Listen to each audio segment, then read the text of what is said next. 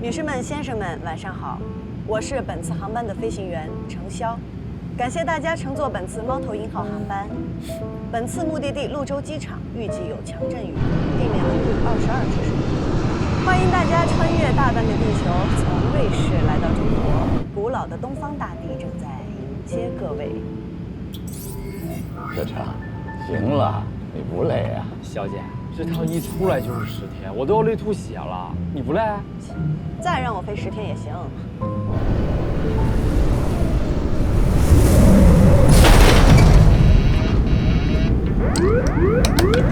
调速2八度。2八洞标定。证实。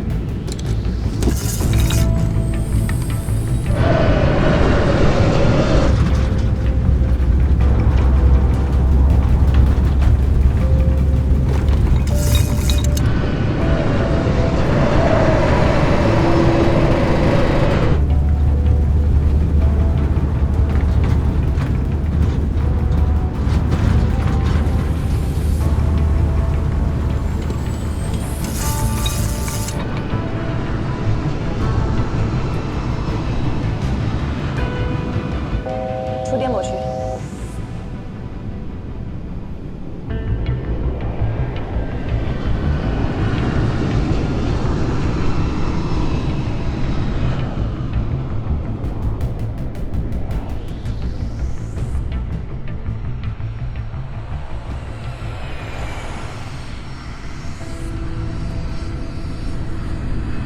客舱请完成下降准备。女士们、先生们，现在是机长广播。我们的航班预计在30分钟后降落在潞州国际机场，潞州当地时间19点50分，预计落地时间20点20分。潞州机场天气为小雨，温度20摄氏度，68华氏度。下降过程中预计会有轻到中度的颠簸，请您尽快回到座位上坐好，并系好安全带，谢谢。Ladies and gentlemen, this is your captain speaking. Our flight expected to land at Luzhou International Airport in 30 minutes. Now it is 7:50 p.m. Beijing time, and we will be landing at 8:20 p.m. At Luzhou Airport, it's light rainy now. The ground temperature is 20 degrees Celsius and 68 degrees Fahrenheit. During our descent, we may experience light to moderate turbulence. So please remain seated and fasten your seatbelt. Thank you.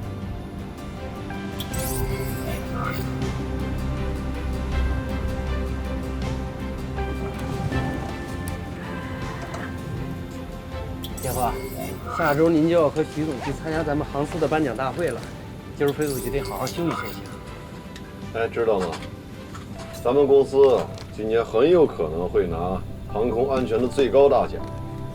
南天，你任飞行部副部长不到1年，就把队伍带得这么好，了不起啊！那当然，这顾部长是我的偶像。姜部长落地再聊吧。可算要落地了。不能落。气象雷达显示，潞州机场目前有强阵雨，安全起见，现在还不能落。TAF 显示，今晚8点30分，台风会在明州登陆，我们这儿也会受影响。没那么严重吧？按风向判断，强降雨云团正在向跑道方向移动，目前风速40节，云团每分钟大约移动1200米。我们落的时候有可能会赶上大雨。哎呀，这都飞了12个小时了，这要是不能赶在台风登陆之前落地的话，那就麻烦了，还得去备降。潞州826，跑道预报中到小雨，地面风东发东堵，13米每秒，可以落地。可以落地。机长，要不咱们还是落了吧？速飞。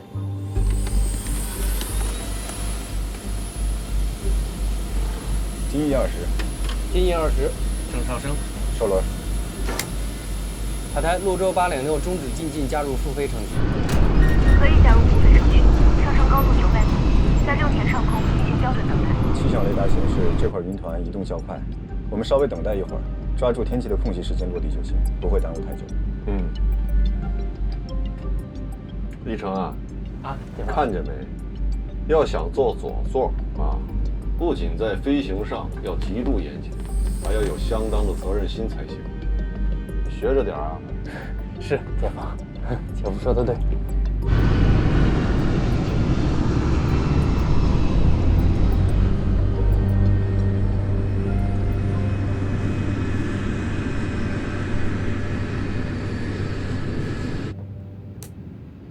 机场周边有降雨云团，台风马上就要来了。你飞机的伙伴要困在天上了。运气不至于这么差吧？哎，老蔡，快看！啊，云团在动，落吗？落。泸州838，刚进天管制报告，前期因为有天气原因复飞的，你们还要继续进近，在泸州落地吗？雷达显示天气正向东南向移动，我们决定继续进近泸州838。收到，泸州838，下高度6000米。下高度6000米，泸州838。 600019拐，证实。 600019拐调定19拐6000证实。高度存改变。油门回收 ，MCP 速度。女士们、先生们，飞机马上就要降落了，预计在30分钟后到达。今天有缘和大家结伴，希望我们后会有期。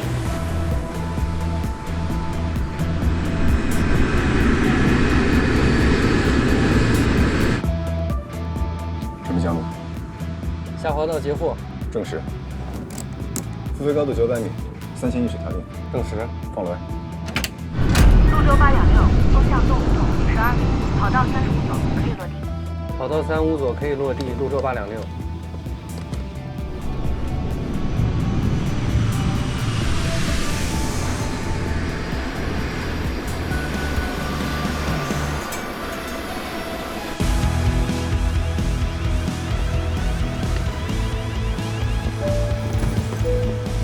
慢走，下台阶。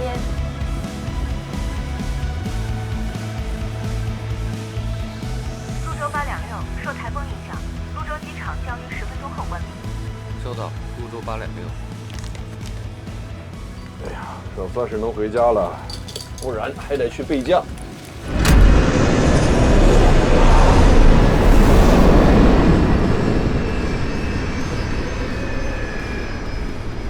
哟，人这么大胆，现在还敢落？这不是咱们陆航的飞机吗？货运部的。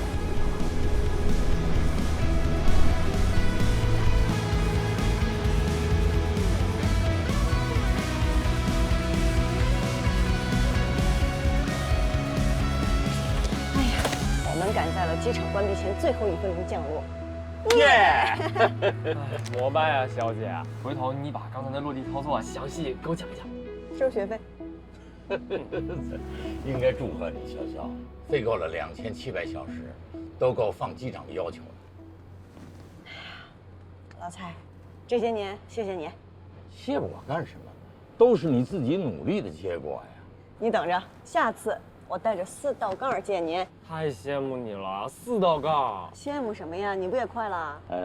哎，算了，什么算了？大家太累了，明天开会的时候再说吧。下机换衣服。好嘞，好嘞。哎，我要去看看后面的那些小伙伴们。哎，注意你态度啊，别惹他们发脾气。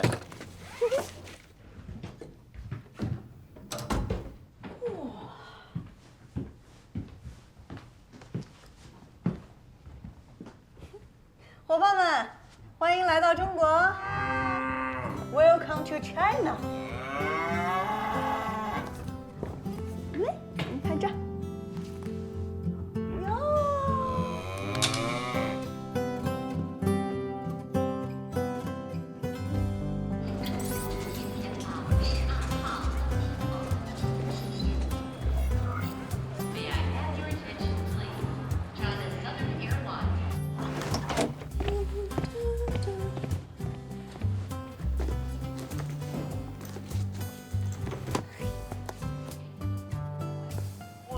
亲爱的程潇宝贝，生日快乐哟！恭喜你又年轻1岁，哈哈！本来昨天过0点就要给你送祝福的，结果不小心睡着了。祝福送完喽，刚刚帮你为我鹦鹉了啊！临时被领导叫走加班，没办法陪你过生日了。Sorry 嘛，下次一定给你补上好不好？啊，对了，小的已经把生日礼物给您备好了，回家记得拆哟。咱俩的关系就不用谢了，呵呵。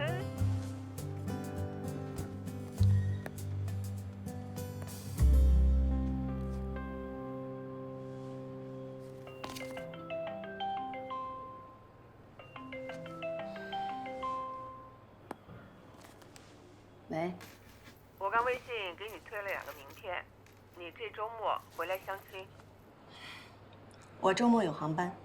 航班又是航班，我说了多少次了啊，让你辞职，你非要做什么飞行员？我不辞职。陈潇，我来和潇潇说啊，潇潇啊，你忙你的啊，没空的话呢，周末不用回来啊。哎，你妈交给我。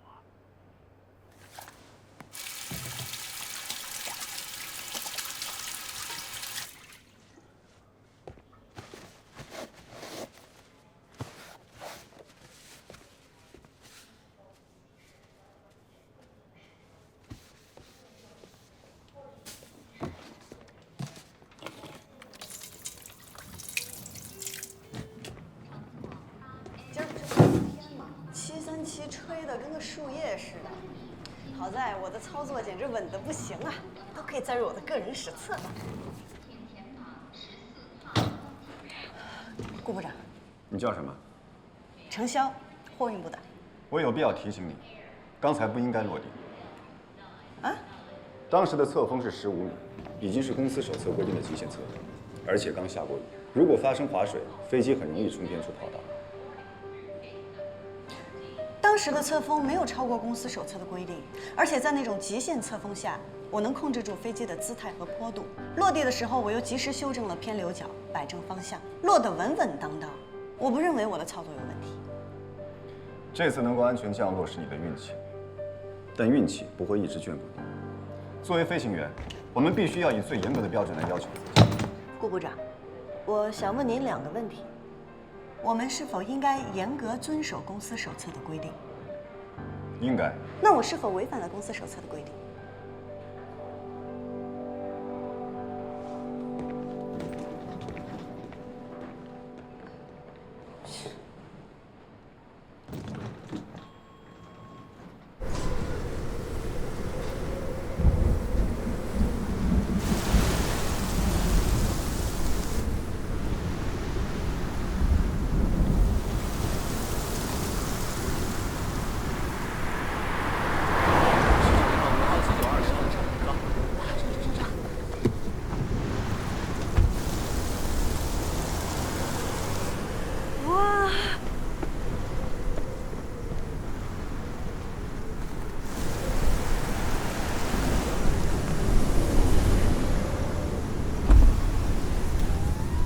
现在应该不太好打车，我要回公司，可以捎你一段。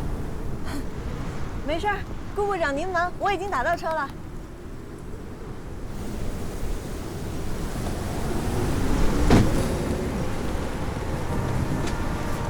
哎，等一下！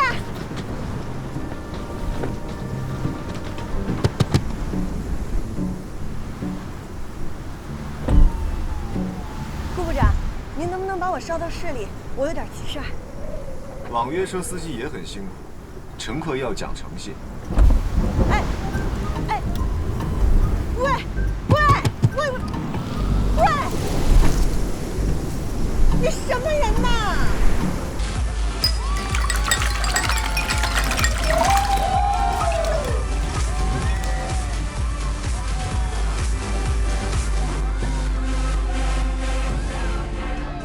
哎，来一杯自由古巴。好的，今天也是可乐加冰。你不要揭穿我，你就让我假装喝点酒嗨一下嘛。你到底是做什么的呀？每次看你深更半夜一人出没，还从不喝酒。神秘职业。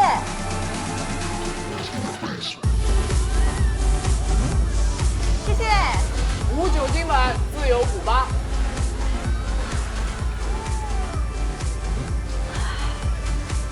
神秘姐姐，你订的蛋糕下午送到的。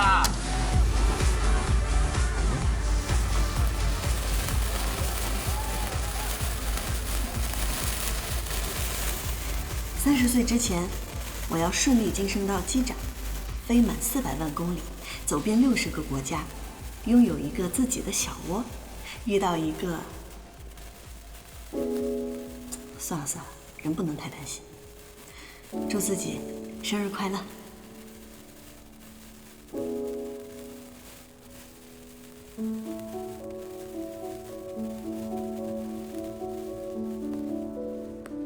潇潇啊，你妈我已经安抚好了，放心吧，生日快乐，照顾好自己。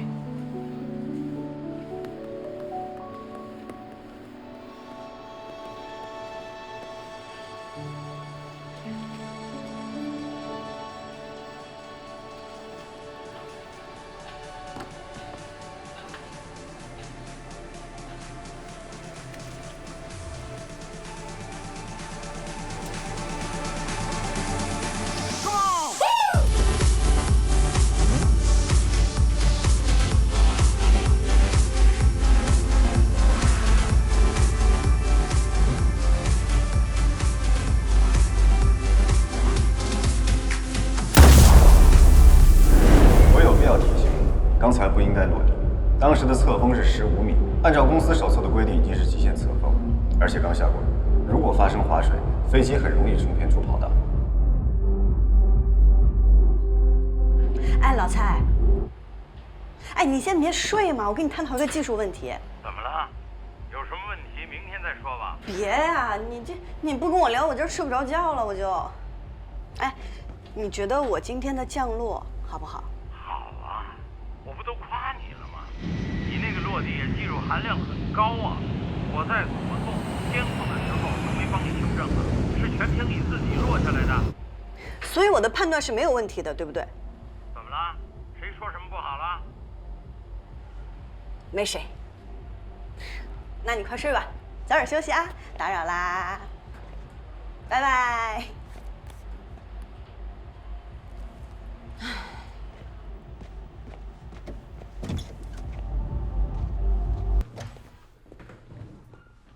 我回来了。欢迎回家。除尘仪启动，灯光正在打开，室内温度23度，湿度50%，很舒服哟。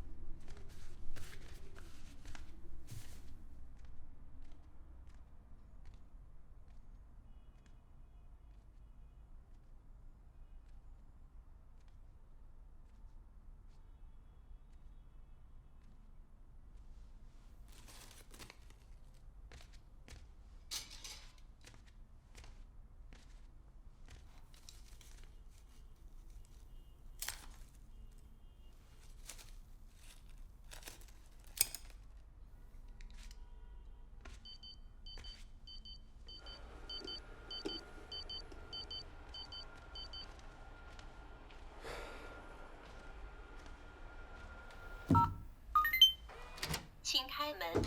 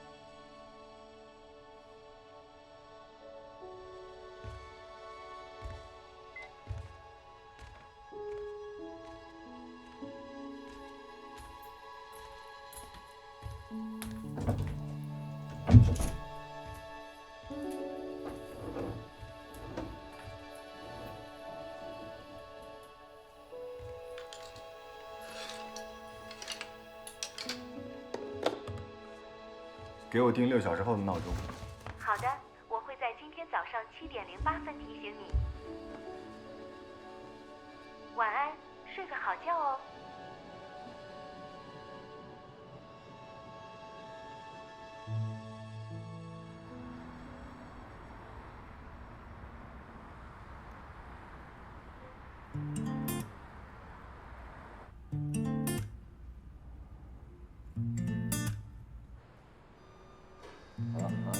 谢了啊！瘦了。哎，又是忙碌的一天。顾部长好。走。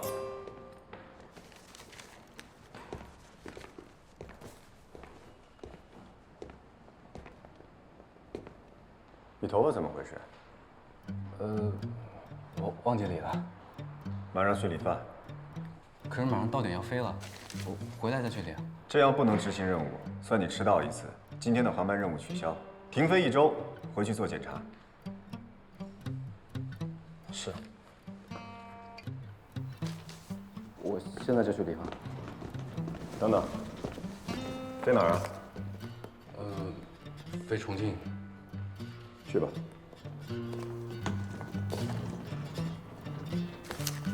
机管部，我是顾南亭。潞州8461的张明仪容不符合飞行要求，我已经解除了他今天的航班任务，尽快通知备份人员就位。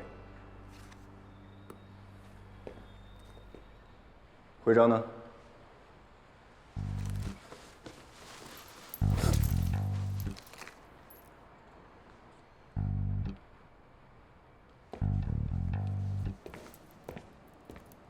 刚才也吓死我了，我以为我也要被停飞了呢。顾部长在工作上一直都这样。听说前几天有个小分因为刚落地就把安全肩带松开，被他停飞了1个月。他对自己更狠，没听说吗？他不管每天飞多久，回家都要跑8公里，学习2个小时。8公里？不好意思，我想纠正一下，我并没有每天回家都跑8公里，学习2个小时。不好意思啊，南亭哥，我刚刚说的有点夸张了。我们好久没排在一起飞了，你最近还好吗？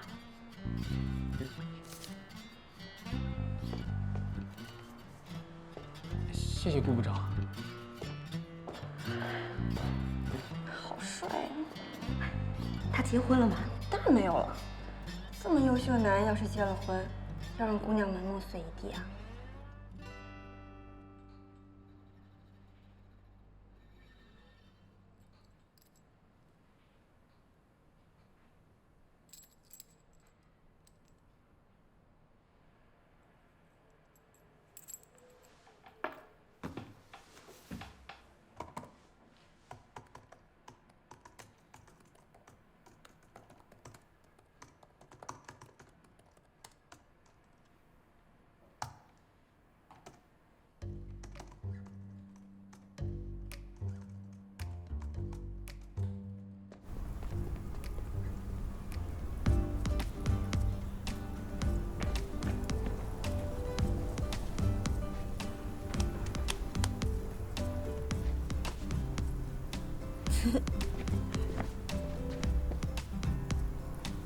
姐，钥匙还有买卖合同都在这里了，房本呢要等到下周银行走完按揭流程以后才能给到您。好的，好的。那你先忙，我先走了。好，谢谢。孙老师，哎，我这儿有一个初步的装修方案，您看看。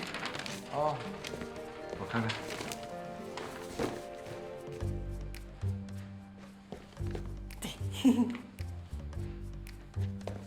陈小姐啊，您这是要大动干戈了。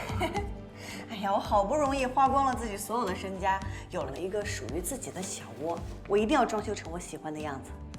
但是有个问题，你想过没有？这样一来，预算就上去了。没关系，我快升机长了。哎呦，那提前恭喜您了。谢谢谢谢。好了，刚才我说到了咱们机队的规划、联盟合作和成本控制的问题。所有我今天所说的，你们各个部门都要尽快的传达下去，好吧？接下来呢，我想说一件咱们今天，蔡总，哎呦，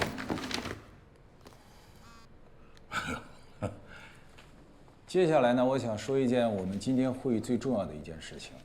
由于公司要进行战略性的调整，经过董事会的决定，将正式撤销货运飞行部。当然了，这个事情我们已经开过好几轮会了。实际上，从3个月之前，咱们就已经不再接新的货运单子了。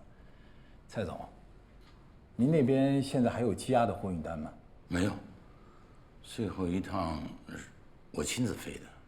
您可真是劳苦功高啊！那货运飞行部的飞行员，您都提前打过招呼了吧？没有，没有。这可是3个月之前就定下来的，再怎么也得让货运部的飞行员们能有个心理准备啊。这要是以后闹起来，我们货运部总共就那么几个飞行员，都是年轻人，干劲儿足，别伤了人家的热情。你看，这几个月还卯足了劲，钻研业务，对咱们公司、对他们个人都是好事。是。蔡总，您为公司付出了那么多，我在想呢，等货运飞行部撤销以后，我想委屈您去客运飞行部那边做个副部。我是希望你能够把您的经验传授给像南田这样的晚辈，给他们指路，带他们，好不好？哎呦，岁月不饶人呢。当然，如果说你有其他的想法，今天正好我也在这儿，你就说出来，凡事好商量嘛。我说这岁月不饶人呢，不是说这精神头啊，关键是思维观念，他跟不上啊。这2年，南亭干得不错，咱们公司也确实需要这样有为的年轻人挑大梁，当然，还有江总来把关嘛。徐总，您也收到我那个退休报告了吧？我收到了。哎，老东西走了，剩下这些小猴子们，总不能树倒猢狲散吧？你可真会开玩笑。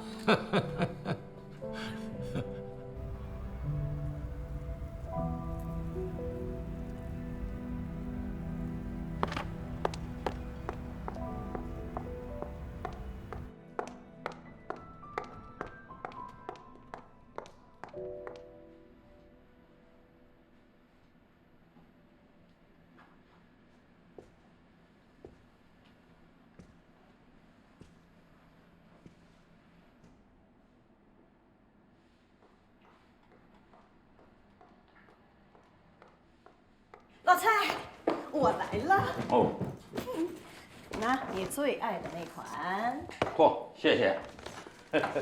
新的排班计划怎么还没出来啊？老蔡，你跟 AOC 那边说说，不然该扣他们工资了。你快帮我看看我的资料齐了没？下午我就去申请机场考核了。你急什么呀？程潇，有件事儿，我一直没跟你说。什么事儿？因为公司战略调整了，要精简业务，咱们货运部撤了。撤了？这件事儿上头研究有一段时间了，都怪我。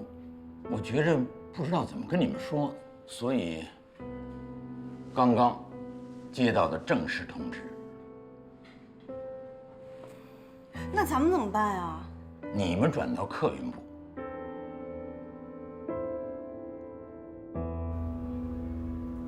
我为什么要转到客运部？哎呦，你小点声，别大呼小叫。说撤就撤，说转就转呀，也不问问我们想不想去。哎呦，你这是臭豆腐变成香饽饽了，别得了便宜还卖乖嘛。我从入行以来，我开的就是货运，可能别人嫌弃我们运猪运牛，但我就是喜欢这里。客运部有什么好的？客运部有什么好的？客运部单身小哥多，本来女飞就少啊，你要过去非抢疯了不可呀！老蔡，你有没有点正形啊？唉，那您呢？您跟我们一起过去？我想退下来了。别呀，您身子骨多好呀，您再干10年都可以。飞来飞去这么多年了，不着家呀，借这机会退下来，多陪陪家里的。我从入职以来我就跟着您，这都7年了。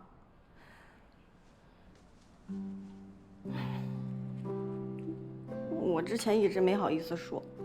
什么？您一直就是我的目标。我是你的目标？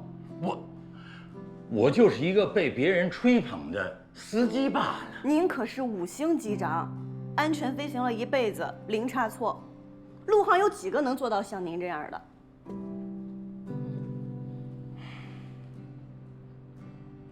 小常，天底下没有不散的宴席。你这么多年跟着我们一帮糙老爷们儿飞长航线，忙里忙外吃了不少苦。行医啊，私底下也都跟我说了，说每月一到生理期你肚子疼得厉害，一直跟他们拿止疼药。你一个女孩子这么多年，真是不容易。没有不容易，我喜欢干这个，不委屈。以后路还长着呢，到了客运部啊，好好干啊！别这样，哎呦，飞客运那比飞货运滋润多了。好了，就这样，你等着。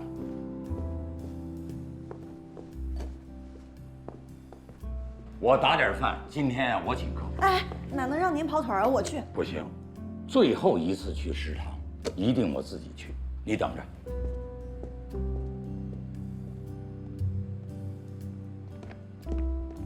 哎，你好。老蔡，怎么了？到了客运部，我一定会努力的，不给你丢脸。好，那咱们就说定了。等你成了机长，请我吃饭。必须的。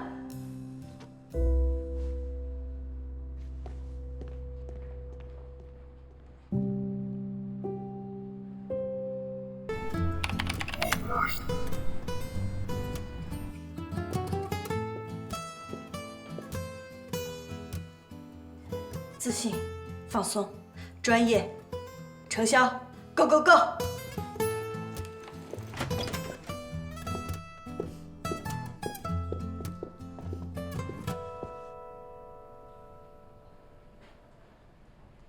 顾部长，那天的操作事后我想过了，我完全符合公司手册的规定，而且以我的技术足以支撑我完成操作。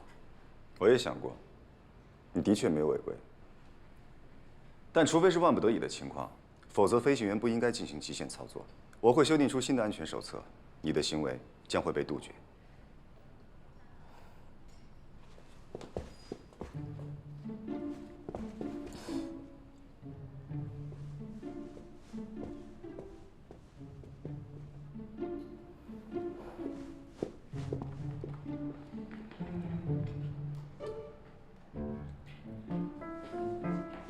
出来了，怎么样？都问什么了？没啥，就随便问问，走个流程。哎呀，我刚才看到大魔王也在里边。谁？我听客运部的人说，他是飞行员高升的噩梦。大魔王这个名字太适合他了。顾部长的飞行技术，那是没话说，在咱们陆航也算是数1数2的，难怪他看谁都不顺眼。数1数2，等姐去了还真不一定。那是，我们程大机长在货运部那绝对是1姐的存在。一会儿看姐怎么治他。下面2位，程潇、宋宋。加油，加油！咱们等着看看啊。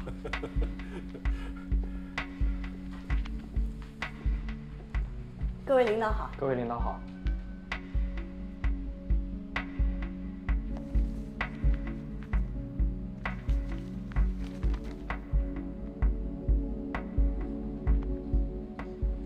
坐吧。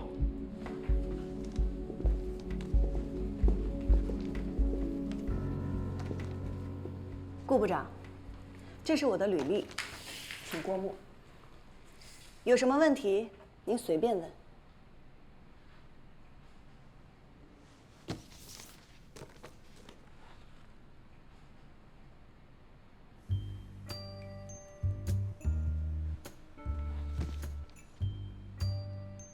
程潇是吧？不用那么严肃，咱们只是随意聊聊。坐吧。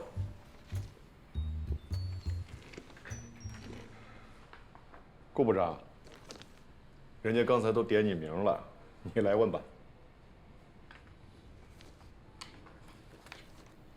你为什么会选择飞行员作为职业？因为自由。飞行可以摆脱地心引力，在地球表面无拘无束，坐拥全世界风景最美的办公室，追着太阳跑，和群星作伴。当然啦，还有一点重要的现实原因：收入高。飞行员可以让我获得经济自由，可以让我遵从内心，更自在的生活。所以，你就是用这种态度来飞的。飞行工作是规章纪律，是要付出自由的代价去完成你的职责。知道这份工作的严肃性吗？我2013年入职，已经飞了3500个小时，飞行经历时间2700个小时，没有任何差错记录，所有考评全优通过。除此之外，我还有航空英语5级证书和国际航班上英语通讯资格。这就是我对严肃工作的回答。就你最近一次的表现来说，在极限风速中降落，不管落地有多稳，都应该进行奖评。那天那么恶劣的天气情况，我凭我过硬的技术让飞机安全落地，有什么问题吗？难道非得改行备降，让公司损失几十万？飞行安全不是用金钱去衡量的。我再说一遍，我的落地操作没有任何问题，更没有违反现有的飞行安全手册。既然已经进了客运部，那就等面试以后，再对那天的落地操作做进一步的沟通，怎么样？关于程潇是否进入客运部，我认为还有待商榷。顾部长，货运部的飞行员安排到客运部，这是公司的安排。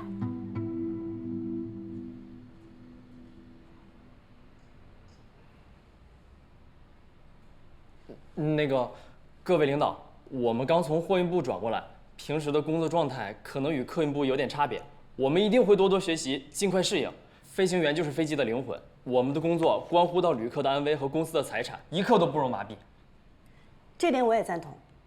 不过上个月我从北海道度假回来，坐的是咱们 XD884航班，机长广播我只在下降途中听到过1次。请问顾部长，这是不是有点太不严谨了？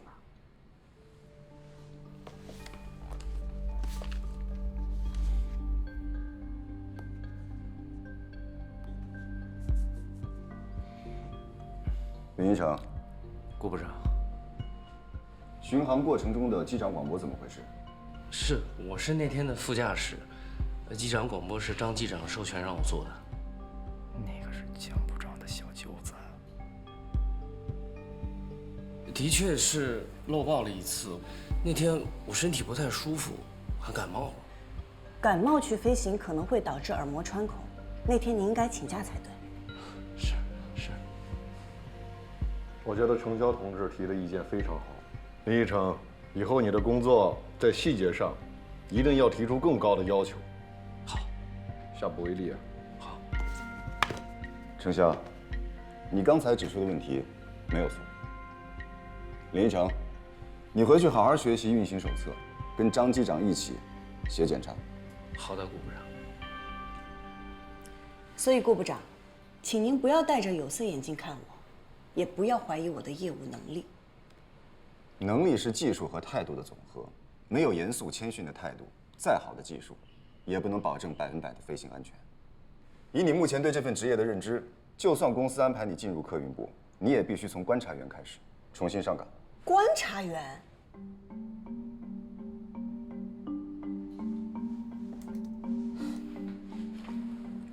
各位领导，这是不是有点太不公平了？顾部长的结论，大家有异议吗？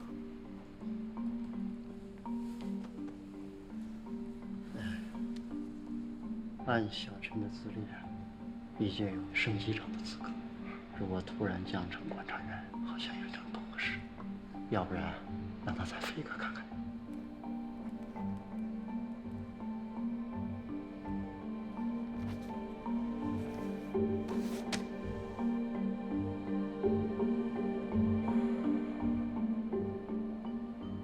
这样吧，明天安排你们俩再飞一次。你不是觉得顾部长这样安排很不公平吗？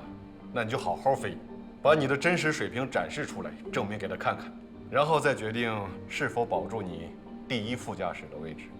有这个信心吗？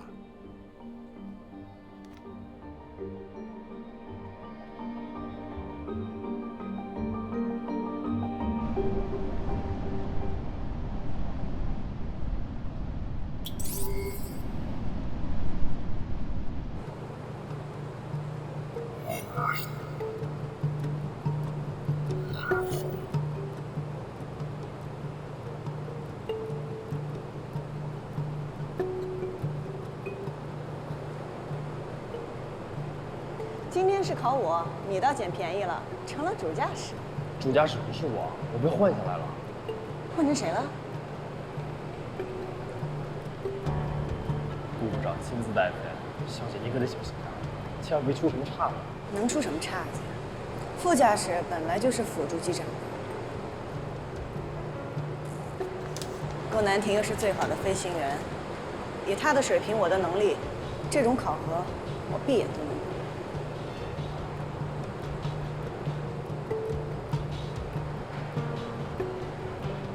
快走了，小姐。走。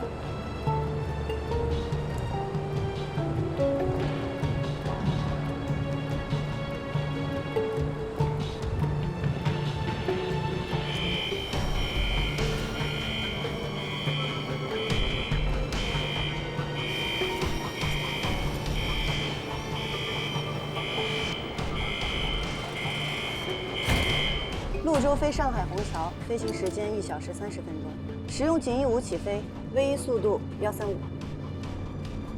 航路全程好天气。等一下，把你的手势摘下来。我戴着手势也不会影响我操作，而且公司也没有规定说不能戴。我的规定，请你摘下来。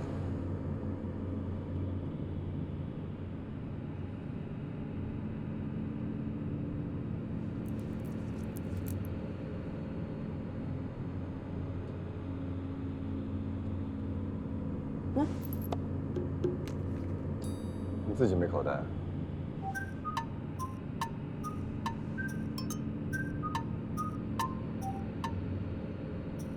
潞州8513，跑道34左，准备起飞。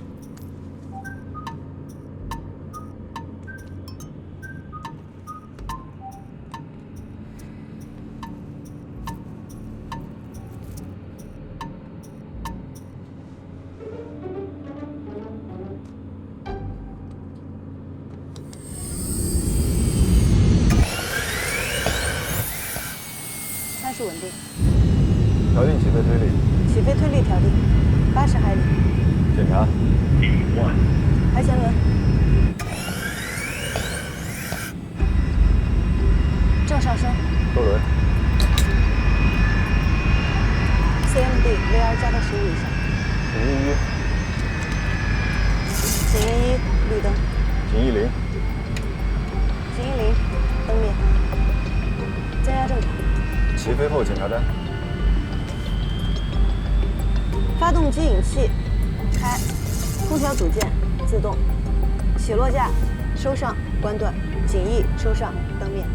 起飞后检查单完成。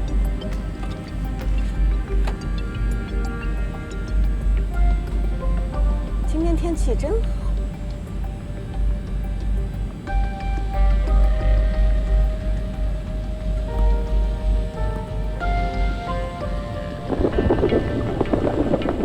扭曲。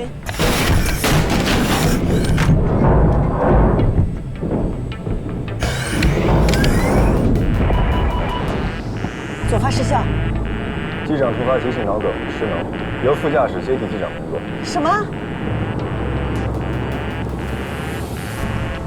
你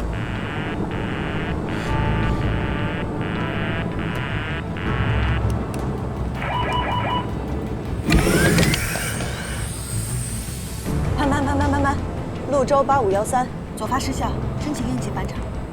收到，潘。潞州8513，右转航向113，跑道34左，口落。右转航向113，跑道34左，潞州8513。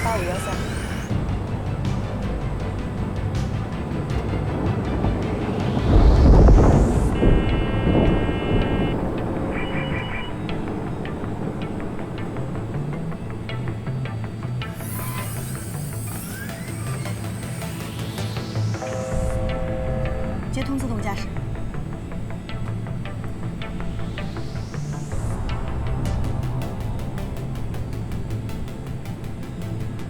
闻到味道了吗？啊？什么味道啊？你认真点儿，那鸟群不是被卷进发动机了吗？烧焦味儿没闻到啊？晚上请你吃烧烤啊！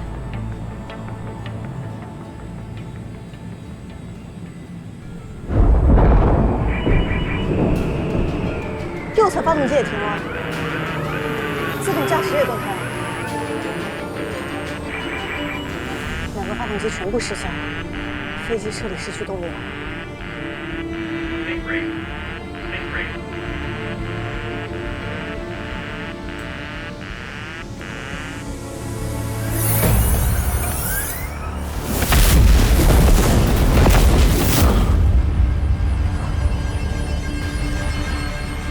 观察员把机长拖出来，你坐左驾驶位置。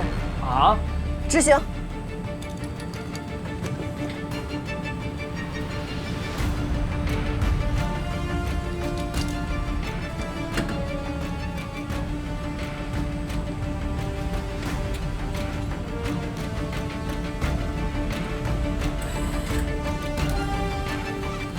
准备重启，右发。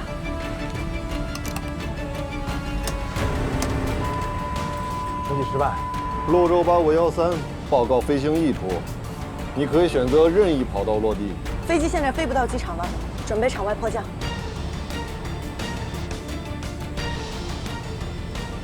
现在必须让飞机变成滑翔机，机头放低点。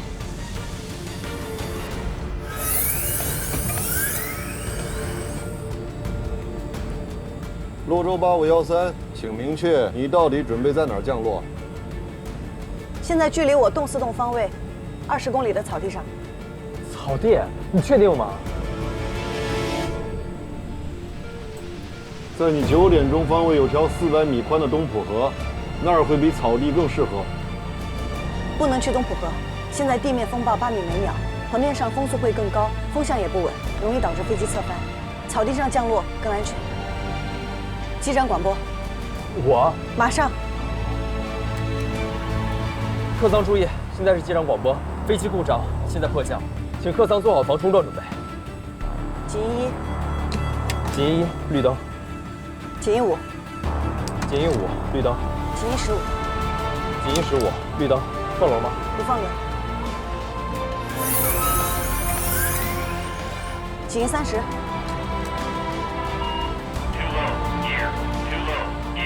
现在准备迫降，放轮。500英尺，做好防冲撞准备。注意地形，拉起来。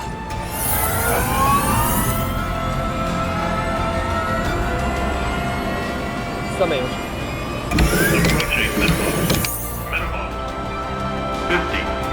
50英尺，防冲撞开始。40. Hold up. 30. 20. 10.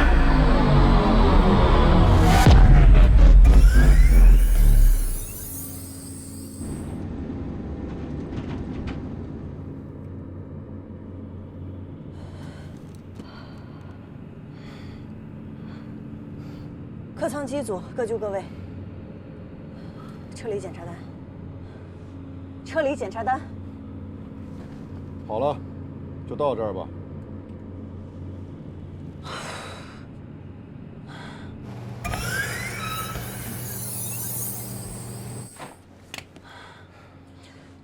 告诉，我们创造了奇迹。奖评是集合。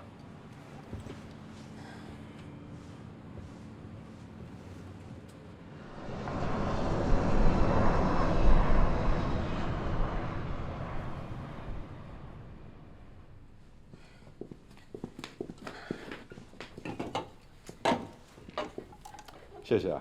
不客气。文林哥辛苦了，喝口水。我不喝饮料，谢谢。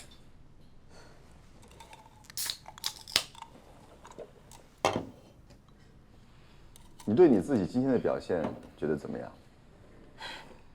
在机长失能、双发失效的极端情况下，能让飞机安全着地，并且基本未损，我对我的操作非常满意。你什么意思？按照程序，发动机损坏是不可能重启成功的。让宋宋把昏迷的机长拖出来，浪费时间；不断重启发动机，浪费时间。按程序，让他协助你监控飞机的各项参数，更能提高迫降的成功率。程序不是死的，程序是经验和教训的总结，是鲜血浇筑的。全美航空的萨伦伯格机长也是遭遇了双发失效，迫降成功的。萨伦伯格机长当时就没有按照程序执行，第一反应是让副驾驶去启动 APU。萨伦伯格机长对飞行有着非常深刻的理解，所以才有能力冒险调整了程序的顺序。作为普通飞行员，严格遵守程序才是安全的最大保障。我绝对遵守程序，也敬畏规章，但是规章和程序不是死的，是在不断变化和改进的。你如果真的重视规章，发动机停发的时候就不会惦记烧烤。必须要像飞行一样训练，像训练一样飞行，这是原则。我认同你说的，任何飞行操作都要认真，我也一直都是这么做的。但是心理上也是需要放松的呀。你要是一直紧绷着，反而容易出现失误。就在你放松的时候，你身边还有一位需要急救的同事。急性脑梗是有最佳抢救期的。可是那又不是真的，这是模拟。就凭你这句话，我现在100%确定，你必须从头训练。你好，好。哎呀，这件事儿啊，我和顾部长再研究一下。10分钟以后，你到我办公室里来一下。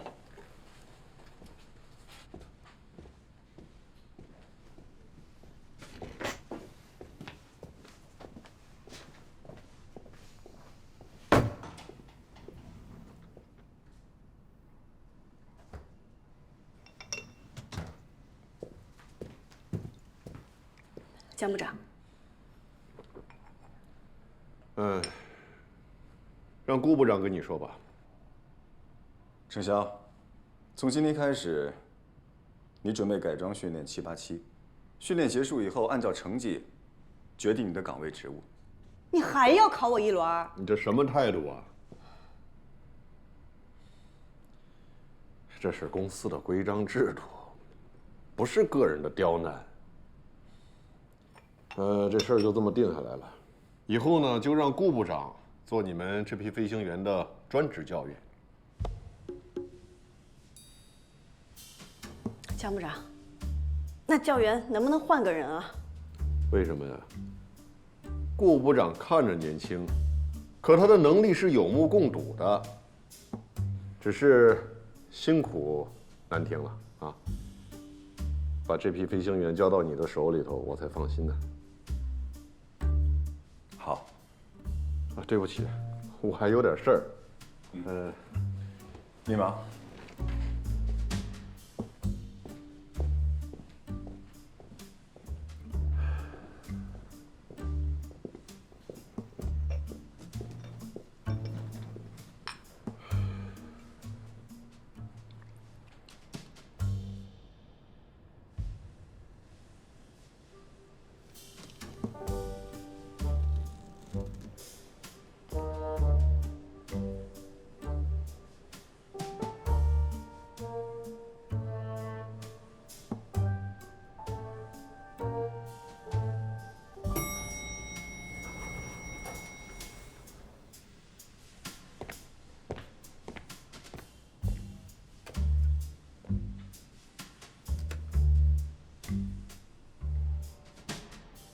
我等下一步。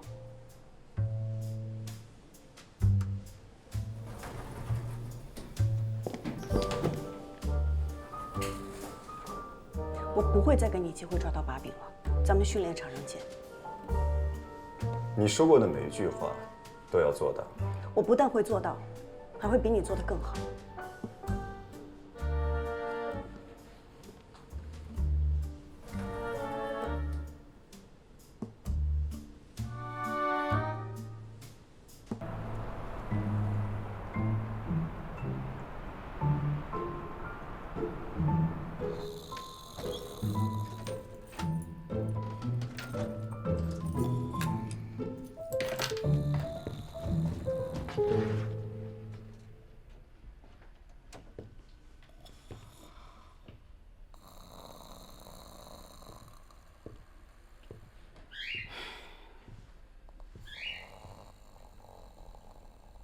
夏至，怎么了？家钥匙又丢了？哎，这回啊，可不是丢钥匙的事儿喽。没钱交房租了？说吧，这次打算借多少呀？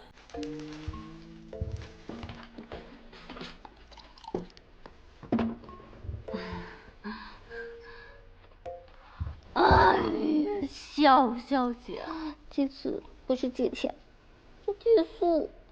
哎呀，小姐，你可不能见死不救啊！我哪次没救你啊？住呗，但是说不定也住不了多久了。啊？你要搬家了？暂时保密，但是住到你发工资应该没有问题。光临，饿了吧？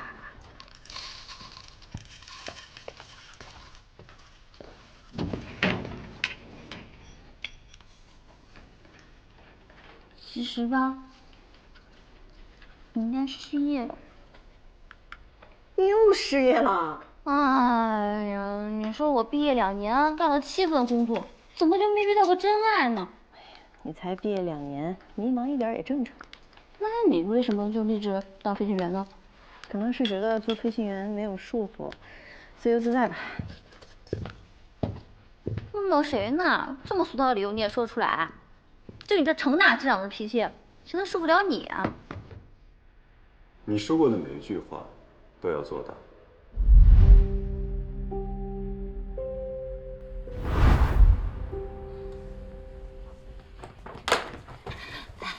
我今天看招聘网的时候，发现你们公司在社招哎。是，最近公司部门大洗牌，哎呀，我都被洗缩水了。你说我去应聘怎么样？你想学飞？哎呦，我才没那么傻呢。哎呦，我的意思是说，当初看你学飞的时候都被虐成啥样了，我才不去呢。那你是？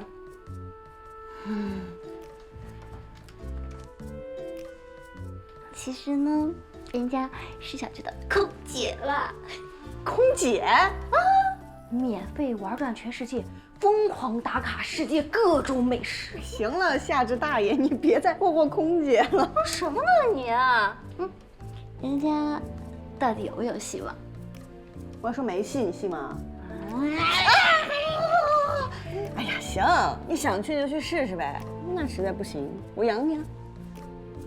哎呀，好了，我要去发简历了。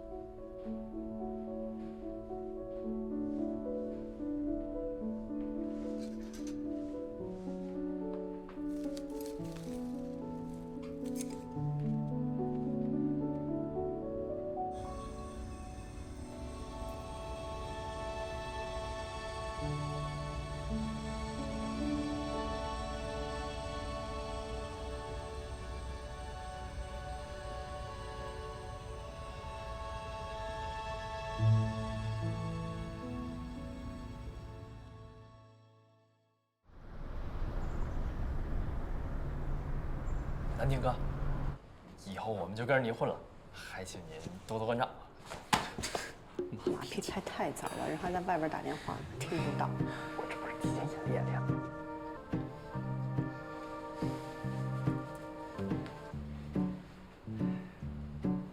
这收藏的比我的还多啊！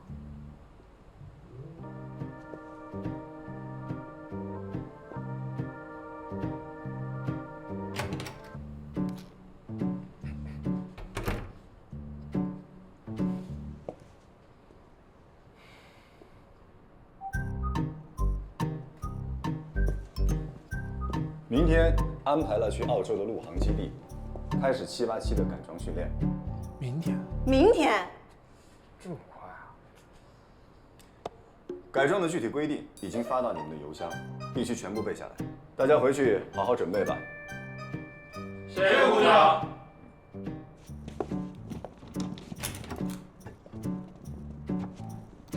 南亭哥，以后还请您多多关照。